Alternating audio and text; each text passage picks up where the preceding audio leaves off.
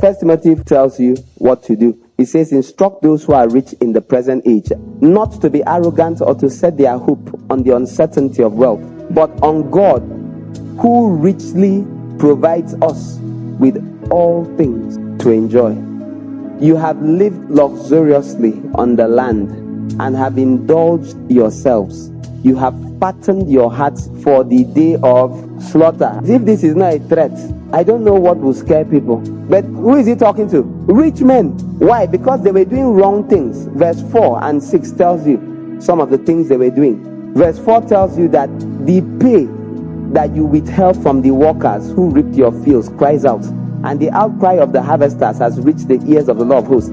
You have condemned, you have murdered the righteous man. He does not resist you. So they use their wealth to carry out bad stuff. But verse 4 says that they were holding back from people who worked for them. They didn't pay. They were not fair. They didn't do justice. But he also added there that the outcry of the harvesters has reached the ear of the Lord of hosts. The harvesters are the employees that were mistreated. Pay that you withheld is not just you promised them to pay them 25,000 and you paid 25. No, it is also that you have no business paying them 25,000 naira. You know they can't even survive on that. You make profits in billions, in millions, and you're giving them 25,000 naira. No, you know you can comfortably pay them 65,000 naira, and you don't. That is their cry. They are crying. The pay you withheld from the workers is crying out. Their money, their entitlement is talking against you. It's making sounds like the blood of Abel. It's talking. So it will be a witness against you. And I hope you know this guy may be donating large sums in church at the same time. But do you remember that Jesus will divide sheep and goat based on how you treated the poor? You know that guy cannot leave that job.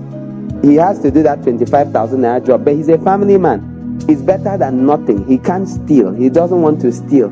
You pay him 25,000 naira. You could comfortably pay him 100,000 naira, but you pay him this peanut, that extra you're holding and feeling large and buying cars and going abroad for vacation and living large. The money is talking. So I'm talking to the rich business owners in church. Don't underpay people. Forget that they agreed. Don't say, that's what we agreed and we employed you. The Lord of the harvest is waiting for you. He does not like those kinds of things. He wants you to pay people well.